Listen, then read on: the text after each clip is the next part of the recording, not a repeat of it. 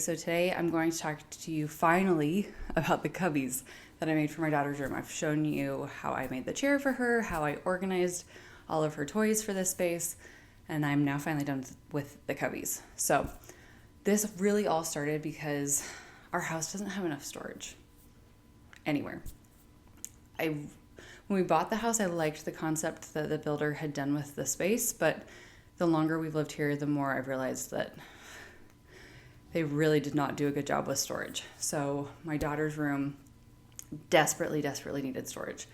And she really likes to keep all of the toys she has. And so in order to support that, I'm adding more shelves to her room so that we can put stuff places. I've already built shelves in her room. This was 3 years ago, I think. And they've been great. But they're really bookshelves with cubbies underneath. This that I'm going to be doing now is cubbies and a desk where the chair goes.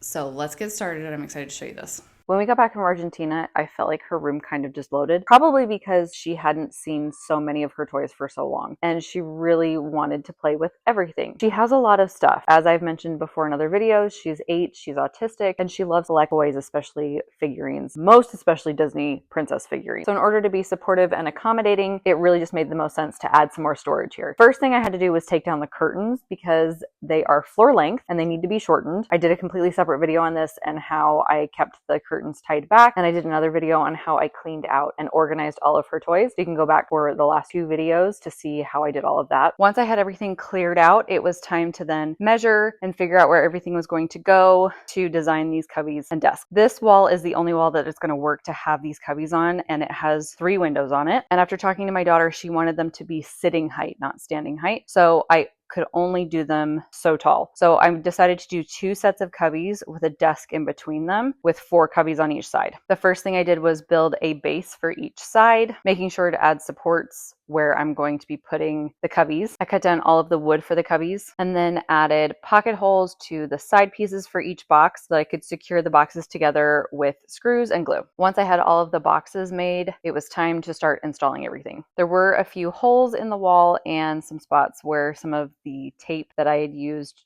to adhere her daily schedule board to this wall had ripped some of the paint and drywall off. So I needed to repair all of that before I started installing anything. Now in this post, you're only going to be seeing me do work on the right set of cubbies because for the left set of cubbies, I filmed vertically for other platforms, but you'll see everything come together at the end, I promise. Once I was ready, I marked where I was going to need to cut both the drywall and the carpet to place the base. And then I used my tried and true method of removing baseboards without causing any damage to the walls.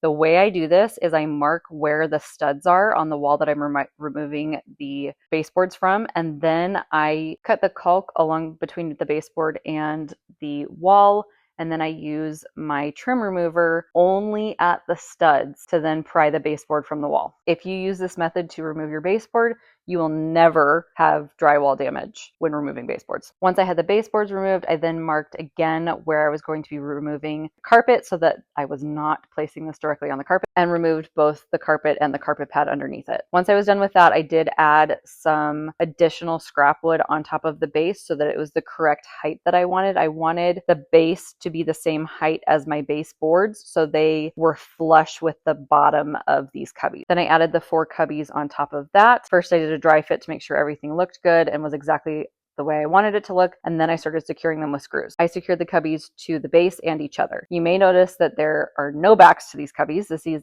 the exact same thing that I did with the bookshelves that I did on the other side of her room. Because this is 3/4 inch plywood and it's 4 sides, I didn't necessarily need a back for stability. And I also liked keeping the backs open because that made it easier with the outlets that are along this wall. Once they were secure, I then added a melamine top. I decided to do melamine instead of wood because this was the exact width that I needed, and it was a lot cheaper to buy 2 of these than the amount of wood that I would have needed to join together to get the right width. I did need to take a notch out of this side of the cubbies for the top because of the frame around the door, and I just used my jigsaw to do that. Once I took that notch out, it fit like a glove on the top of these cubbies. For the desk, I actually added 2 pieces of melamine at the end, which covered up the ends of the Cubbies. And then I put another piece of melamine across the top using dowels and glue to keep that secure. Once I had all of the pieces in place, it was then time to add trim.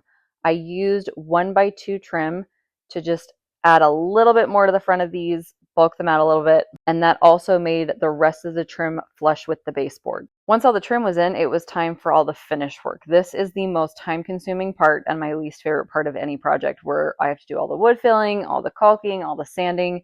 It is a giant pain in the butt, but it's how everything looks more professional at the end.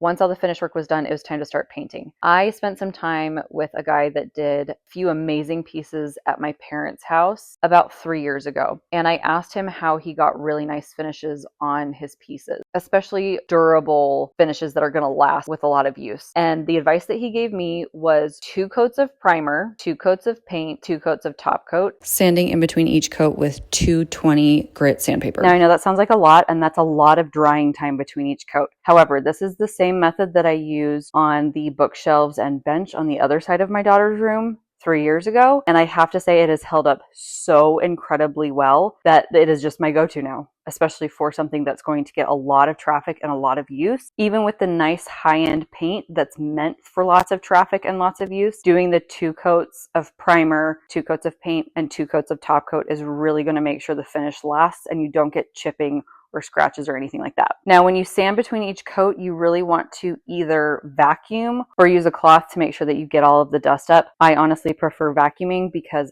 it's faster, and I feel like I get everything up that way, as opposed to when I'm wiping stuff down, I feel like I still miss spots. Like I said, this can be a lot of work, but it is 100% worth it when everything stays nice and looks brand new several years later. Now, this is the finished product. Like I said, I did a separate post on how I'm organizing everything. It looks so good. I am so happy with it. It's just so much more organized. It's so much easier for her to find stuff. But the most important part is when she cleans up, she now knows where to put everything. It's not, I can't clean up. I don't know where to put anything. She has labeled containers for everything to go in, and it's just perfect for her now. Okay, what do you think? The one thing that I'm kind of hung up on now is when I painted these Cubbies in this desk, I decided to just paint the baseboards the same pink as the rest of it.